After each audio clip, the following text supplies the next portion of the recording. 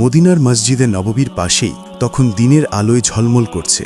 সেই পবিত্র ভূমিতে খেলা করছিল তিনজন শিশু। একদিকে হজরত আলীর দুই নয়নমণি হাসান ও হুসাইন রাদিয়াল্লাহু তাআলা আনহুমা, আর অন্যদিকে মুসলিম জাহানের মহাপ্রতাপশালী খলিফা ওমর রাদিয়াল্লাহু তাআলা আনহুর সুযোগ্য পুত্র আবদুল্লাহ রাদিয়াল্লাহু তাআলা আনহু। শিশুরা খেলছিল, কিন্তু শৈশবের খেলায় মাঝে মাঝে যে ঝগড়া হয় সেদিনও তাই হলো। তুমুল ঝগড়ার এক পর্যায়ে 6 বছরের বালক হোসাইন রাগে অভিমানে আবদুল্লাহকে এমন এক কথা বলে বসলেন যা আঘাত হানল ক্ষমতার মূলে। হোসাইন চিৎকার করে বললেন, এই আবদুল্লাহ, তুই তো গোলামের বাচ্চা গোলাম, তোর বাপও একটা গোলাম, তুই তার সন্তান না। কথাটি শুনে আবদুল্লাহর শিশু মন তীব্রভাবে আহত হল। তিনি তৎক্ষণাৎ কাঁদতে কাঁদতে সোজা বাবার কাছে চলে গেলেন। খলিফা ওমর তখন মদিনার রাষ্ট্রপ্রধান, অর্ধেক পৃথিবীর শাসক। ছেলেকে কান্নারত দেখে তিনি উদ্বিগ্ন হলেন। আবদুল্লাহ কান্নাজড়িত কণ্ঠে পিতার সামনে দাঁড়ালেন এবং হুসাইনের অভিযোগটি পুরোপুরিভাবে তুলে ধরলেন। আব্বাজান, হুসাইন আমাকে গালি দিয়েছে। সে বলেছে আপনি নাকি একজন গোলাম, আপনি মুসলমানের আমিরুল মুমিনিন হওয়া সত্ত্বেও সে এমন কথা বলেছে। আপনি এর বিচার করে দিন আব্বাজান, ন্যায় বিচার করা আপনার পবিত্র দায়িত্ব। পুত্র আবদুল্লাহর মুখে এমন অভিযোগ শুনে খলিফা ওমর রাদিয়াল্লাহু তাআলা আনহু এক মুহূর্তের জন্য যেন হতভম্ব হয়ে গেলেন। তিনি একটু দেরি করলেন না। ছেলেকে সঙ্গে নিয়েই তিনি সোজাসুজি হযরত আলী রাদিয়াল্লাহু তাআলা আনহুর বাড়ির দিকে গেলেন। রেগেমেগে দরজার বাইরে থেকেই আলীকে ডাকতে লাগলেন। আলী রাদিয়াল্লাহু তাআলা আনহু বেরিয়ে এলে ওমর রাদিয়াল্লাহু তাআলা আনহু তাকে পুরো ঘটনা জানালেন এবং বললেন, ভাই আলী, আমার ছেলে তোমার ছেলে হুসাইনের বিরুদ্ধে অভিযোগ করেছে। আমি অভিযোগ যাচাই করতে এসেছি। হুসাইনকে ডাক দাও। হুসাইন রাদিয়াল্লাহু তাআলা আনহুকে যখন সামনে আনা হলো, খলিফা ওমর রাদিয়াল্লাহু তাআলা আনহু নিজেই সরাসরি প্রশ্ন করলেন, হুসাইন, তুমি কি আমার ছেলে আবদুল্লাহকে গোলামের বাচ্চা গোলাম বলে গালি দিয়েছ? শিশু হুসাইন মুহূর্তের মধ্যে কোনো রকম ভয় বা দ্বিধা না করে এক বাক্যে স্বীকার করলেন, হ্যাঁ, আমি আবদুল্লাহকে গোলামের বাচ্চা গোলাম বলে গালি দিয়েছি। ওমর রাদিয়াল্লাহু তাআলা আনহু তখন আলীকে রাদিয়াল্লাহু বললেন, শুনলে তো আলী, তোমার ছেলের কথা। তোমার ছেলে আমার পুত্রকে অপমান করেছে। আগামীকাল জুম্মার নামাজ শেষে মসজিদে নাববীতে সকলের সামনে তোমার ছেলের বিচার করা হবে। তুমি এবং হুসাইন দুজনেই যেন সেখানে উপস্থিত থাকো। পরদিন ছিল জুম্মাবার। জুম্মার নামাজ শেষে মসজিদে নাববীর চত্বরে হাজার হাজার সাহাবী সমবেত। সকলেই অধীর আগ্রহে অপেক্ষা করছেন। খলিফা ওমর রাদিয়াল্লাহু তাআলা আনহু তখন জনতার সামনে দাঁড়িয়ে ঘোষণা করলেন, হে আল্লাহর নবীর সাহাবীগণ, আজ এখানে একটি বিচার সম্পন্ন করা হবে। হুসাইনের ছেলে হুসাইন আমার পুত্র আবদুল্লাহকে গোলামের বাচ্চা গোলাম বলে গালি দিয়েছে। যদি হুসাইন তার এই বক্তব্যের পক্ষে উপযুক্ত কোনো ব্যাখ্যা দিতে না পারে, তবে তাকে কঠিন শাস্তি পেতে হবে। এই কথা শুনে সাহাবীদের মধ্যে গুঞ্জন শুরু হলো। তাদের মনে একটাই ভয় কাজ করছিল, ওমরের বিচার বড় কঠিন। এই হুসাইন তো নবীজির সবচেয়ে প্রিয় নাতি, যাকে রাসূল সাল্লাল্লাহু আলাইহি ওয়াসাল্লাম চুমু খেতেন। সেই হুসাইনের শরীরে ওমরের চাবুকের আঘাত পড়লে তারা তা কিছুতেই সহ্য করতে পারবেন না।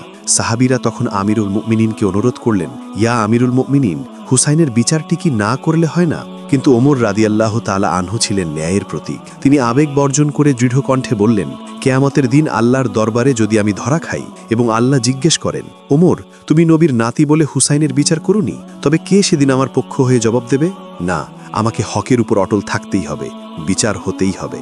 এরপর ওমর রাদিয়াল্লাহু ছোট্ট হোসাইনকে সকলের সামনে ডাকলেন এবং বললেন, হোসাইন, তুমি যে আবদুল্লাহকে গালি দিয়েছ এর উপযুক্ত ব্যাখ্যা দাও, নতুবা তোমাকে কঠিন শাস্তি পেতে হবে। 6 বছরের ছোট্ট বালক ইমাম হোসাইন রাদিয়াল্লাহু তখন যা বললেন তা শুনে সেই বিশাল জনতা মুহূর্তেই নিস্তব্ধ হয়ে গেল। হোসাইন রাদিয়াল্লাহু বললেন, ইয়া আমিরুল মুমিনিন, আপনি কি অস্বীকার করতে পারবেন আপনি আমার নানা মুহাম্মাদুর রাসূলুল্লাহের গোলাম ছিলেন না? আমি হোসাইন দেখেছি, আমার নানা যখন অজু করতে যেতেন আপনি ওমর পানির পাত্র নিয়ে দাঁড়িয়ে থাকতেন। নানা যখন নামাজ শেষে বের হতেন আপনি তার জুতা হাতে নিয়ে দাঁড়িয়ে থাকতেন, যাতে নানা পায়ে পড়তে পারেন। নানা যখন ঘোড়ায় চড়ে কোথাও যেতেন আপনি ঘোড়ার লাগাম ধরে টেনে নিয়ে যেতেন। আপনি কি অস্বীকার করতে পারবেন আপনি আমার নানার গোলাম ছিলেন? ছিলেন না। এই কথাগুলো শুনে খলিফা ওমর রাদিয়াল্লাহু এবং মসজিদে উপস্থিত হাজার হাজার সাহাবীর চোখ দিয়ে দরদর করে পানি পড়তে লাগল। ওমর রাদিয়াল্লাহু তখন ছোট্ট শিশুর মতো ফুপিয়ে ফুপিয়ে কাঁদতে লাগলেন। ক্ষমতার শিখরে থাকা এই লোকটি তখন নিজেকে রাসূলের গোলাম হিসেবে প্রমাণিত হতে পেরে আনন্দাশ্রু ফেলছিলেন। কাঁদতে কাঁদতে তিনি হোসাইনকে বললেন, বাবা হোসাইন, তুমি কি একটা কাগজে লিখে দিতে পারবে যে আমার নানা মুহাম্মাদুর রাসূলুল্লাহের গোলাম ছিল খলিফা ওমর? হোসাইন রাদিয়াল্লাহু হ্যাঁ বললেন এবং একটি কাগজে সেই কথাটি লিখে দিলেন। ওমর রাদিয়াল্লাহু সেই কাগজের টুকরাটি হাতে নিয়ে সকল সাহাবীর উদ্দেশ্যে বললেন, হে আল্লাহর নবীর সাহাবীগণ, আমি যখন ইন্তেকাল করব তোমরা এই কাগজের টুকরাটি আমার কাফনের কাপড়ের ভিতরে প্রবেশ করিয়ে দিও। কেয়ামতের দিন হাসরের ময়দানে যদি আমার কোনো নেক আমল আল্লাহর কাছে গ্রহণযোগ্য না হয়, তবে আমি এই কাগজটি দেখিয়ে বলবো, হে আল্লাহ, তোমার বন্ধুর প্রিয় কলিজার টুকরা নাতি হোসাইন লিখে দিয়েছে, আমি তোমার হাবিবের গোলাম ছিলাম, তুমি তোমার বন্ধুর গোলামকে কি করে জাহান্নামে দেবে। এরপর তিনি পুত্র আব্দুল্লাহকে কাছে ডেকে বললেন, বাবা আব্দুল্লাহ, তুই আর হোসাইনের বিরুদ্ধে কোনো অভিযোগ আনিস না। হাসরের ময়দানে তুইও এই পরিচয় দিবি যে আমি গোলামের বাচ্চা গোলাম, আপনার বন্ধুর গোলাম ছিল আমার বাবা। আমি বিশ্বাস করি আল্লাহ রাব্বুল আলামিন তার বন্ধুর গোলামদের কখনোই জাহান্নামে দেবেন না।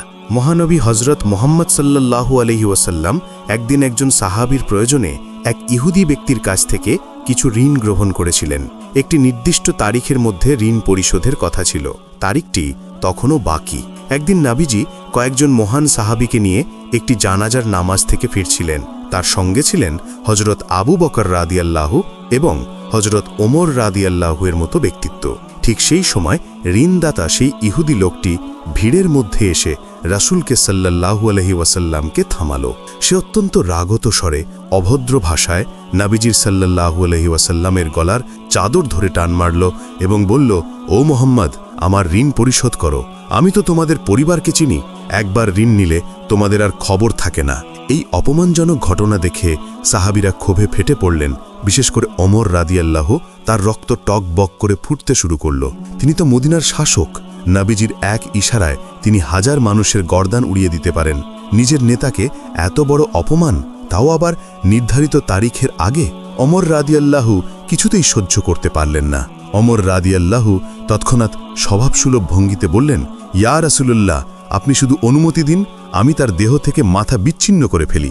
নবীজি চাইলে সহজেই লোকটিকে শাস্তি দিতে পারতেন, কিন্তু তিনি ক্ষমতাবান হয়েও বেছে নিলেন ক্ষমা ও উত্তম ব্যবহারের পথ। তিনি উল্টো ওমরকে থামালেন এবং বললেন, ও ওমর, তোমার কাছে তো উত্তম ব্যবহার আশা করা যায়। তুমি বরং আমাকে বলতে পারতে, হে আল্লাহর রাসূল, আপনি তার ঋণ পরিশোধ করে দিন, কিংবা লোকটিকে বলতে পারতে, আপনি সুন্দরভাবে আপনার ঋণের কথা বলুন।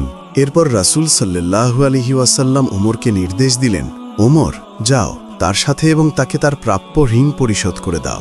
আর শোনো, তুমি তাকে ভয় দেখিয়েছ, তাই কাফফারা হিসেবে তাকে অতিরিক্ত আরও 32 কেজি খেজুর দিও। ওমর রাদিয়াল্লাহু আদেশ পালন করলেন। তিনি ইহুদি লোকটিকে সঙ্গে নিয়ে গেলেন এবং তাকে প্রাপ্য অর্থ পরিশোধ করলেন। সাথে 32 কেজি অতিরিক্ত খেজুরও দিলেন। ইহুদি লোকটি হতবাক। সে প্রশ্ন করল, অতিরিক্ত এই খেজুরগুলো কেন? ওমর রাদিয়াল্লাহু বললেন, কারণ আমি তোমাকে হুমকি দিয়েছি। তার কাফফারা হিসেবে রাসূল সাল্লাল্লাহু আলাইহি ওয়াসাল্লাম এগুলো দিতে বললেন। তখন ইহুদি লোকটি রহস্যময় হাসি হেসে বলল, ওমর, তুমি কি জানো আমি কে? ওমর রাদিয়াল্লাহু বললেন, না, আমি তো জানি না। লোকটি তখন নিজের পরিচয় দিল, আমি যায়েদ ইবনে সুনা, মদিনার বিখ্যাত ইহুদি ধর্মীয় পণ্ডিত। ওমর রাদিয়াল্লাহু নামটা শুনেই যেন চমকে উঠলেন। যায়েদ ইবনে সুনা তখন বললেন, আমাদের ধর্মগ্রন্থ অনুযায়ী মুহাম্মাদের নবী হবার যত আলামত ছিল আমি তার সবই পরীক্ষা করে দেখেছি। কেবল দুটো বিষয় পরীক্ষা করা বাকি ছিল। এক, তাকে রাগালে তিনি সহনশীলতা দেখাবেন, এবং দুই, মূর্খের আচরণকে তিনি উত্তম দিয়ে প্রতিহত করবেন। আজ আমি সব জেনে বুঝেই তাকে অপমান করলাম, আর তিনি রাগলেন না, বরং আমার পাওনা পরিশোধ করলেন এবং উল্টো আমাকে উত্তম ব্যবহারের জন্য অতিরিক্ত উপহার দিলেন। আমি তার মধ্যে সেই দুটো গুণই দেখতে পেলাম। যায়েদ ইবনে সুনা তৎক্ষণাৎ শাহাদাহ পাঠ করলেন এবং ইসলাম গ্রহণ করলেন। তিনি বললেন, ওমর, তুমি সাক্ষী থাকো, আমার সমস্ত ধন সম্পদ আমি ইসলামের পথে দান করে দিলাম। এভাবেই নবীজি তলোয়ারের জোরে নয়, বরং চরিত্রের মাধুর্য ও ক্ষমার অলৌকিক শক্তির মাধ্যমে একটি কঠিন হৃদয়কে জয় করেছিলেন। আমাদের শেষ গল্পটি হল সেই মহান নেতার একান্তিক ক্রন্দনের। একবার হজরত আবু বকর রাদিয়াল্লাহু এবং হজরত ওমর রাদিয়াল্লাহু 3 দিন ধরে তাদের প্রিয় নবীকে সাল্লাল্লাহু আলাইহি ওয়াসাল্লামকে কোথাও খুঁজে পাচ্ছিলেন না। তারা দুজনে অত্যন্ত চিন্তিত হয়ে মদিনার পথে পথে ঘুরছেন। পথিমধ্যে কিছু রাখালকে দেখতে পেয়ে ওমর রাদিয়াল্লাহু তাদের কাছে নবীজির খোঁজ জানতে চাইলেন। রাখালদের মধ্যে একজন বলল, ভাই, এই দিকেই একটি ছোট গুহা আছে, সেখানে গত 3 দিন ধরে একজন লোক অবিরাম কাঁদছেন। তার কান্নার তীব্রতা এমন যে আমাদের পশু পাখিরাও গত 3 দিন ধরে ঘাস পানি কিছুই খাচ্ছে না। মনে হচ্ছে পশুরা যেন সেই লোকের সঙ্গে কান্না করছে। ভাই, তোমরা তোমাদের সেই লোকটিকে নিয়ে যাও, নতুবা আমাদের পশুগুলো মারা যাবে। আবু বকর রাদিয়াল্লাহু এই কথা শুনেই বুঝে গেলেন। তিনি ওমরকে বললেন, ওমর, যার কান্না শুনে পশু পাখিরাও খাওয়া দাওয়া ছেড়ে দিয়েছে, তিনি আর কেউ নন, তিনি আমাদের নবী হজরত মুহাম্মদ সাল্লাল্লাহু আলাইহি ওয়াসাল্লাম। তারা দুজনে দ্রুত গুহার দিকে গেলেন এবং গুহার মধ্যে প্রবেশ করে দেখতে পেলেন বিশ্বনবী সাল্লাল্লাহু আলাইহি ওয়াসাল্লাম সেজদায় পড়ে আছেন এবং শুধু কাঁদছেন। তার মুখ দিয়ে শুধু একটাই শব্দ বেরোচ্ছে, উম্মতি উম্মতি, হে আল্লাহ আমার উম্মতকে ক্ষমা করো। ওমর রাদিয়াল্লাহু কাছে গেলেন এবং আকুল কণ্ঠে বললেন, ইয়া রাসূলুল্লাহ, আমরা 3 দিন ধরে আপনাকে খুঁজছি। আপনি আমাদের জন্য এখানে এভাবে কেন কষ্ট করছেন? আপনি মাথা উঠান। নবীজি সাল্লাল্লাহু আলাইহি ওয়াসাল্লাম মাথা উঠালেন না। এরপর আবু বকর রাদিয়াল্লাহু করুণ স্বরে বললেন, ইয়া রাসূলুল্লাহ, আপনি মাথা উঠান। আমি আবু বকর আমার সারা জীবনের সমস্ত ইবাদত আপনার উম্মতের জন্য সঁপে দিলাম। তবুও রাসূল সাল্লাল্লাহু আলাইহি ওয়াসাল্লাম মাথা উঠালেন না। তিনি কেবল কেঁদেই চলেছেন। উম্মতের মুক্তি এবং সাফায়েত নিয়ে তার দুশ্চিন্তা ছিল এত গভীর। তখন আল্লাহ রাব্বুল আলামিন তার প্রিয় বন্ধুকে সান্ত্বনা দেওয়ার জন্য হযরত জিবরাইলকে পাঠালেন। জিবরাইল আলাইহিসসালাম এসে রাসূলকে সাল্লাল্লাহু আলাইহি ওয়াসাল্লাম আল্লাহর বার্তা শোনালেন। ইয়া রাসূলাল্লাহ, আল্লাহ আপনাকে সালাম জানিয়েছেন এবং বলেছেন আপনি আপনার সেজদা থেকে মাথা উঠান এবং কান্না বন্ধ করুন। আল্লাহ প্রতিশ্রুতি দিচ্ছেন, আমি আপনাকে জিজ্ঞেস না করে আপনার একটি উম্মাতকেও জাহান্নামে দেব না। এই আশ্বাস পেয়েই বিশ্বনবী সাল্লাল্লাহু আলাইহি ওয়াসাল্লাম সেজদা থেকে মাথা উঠালেন। এই হলো সেই নেতার জীবন, যিনি পৃথিবীর সবকিছু ভুলে কেবল তার উম্মতের মুক্তির জন্য 3 দিন ধরে একান্তে ক্রন্দন করেছিলেন। তার এই নিঃস্বার্থ প্রেম ও মমতা ছিল সকল সাহাবীর কাছে এক শ্রেষ্ঠ শিক্ষা।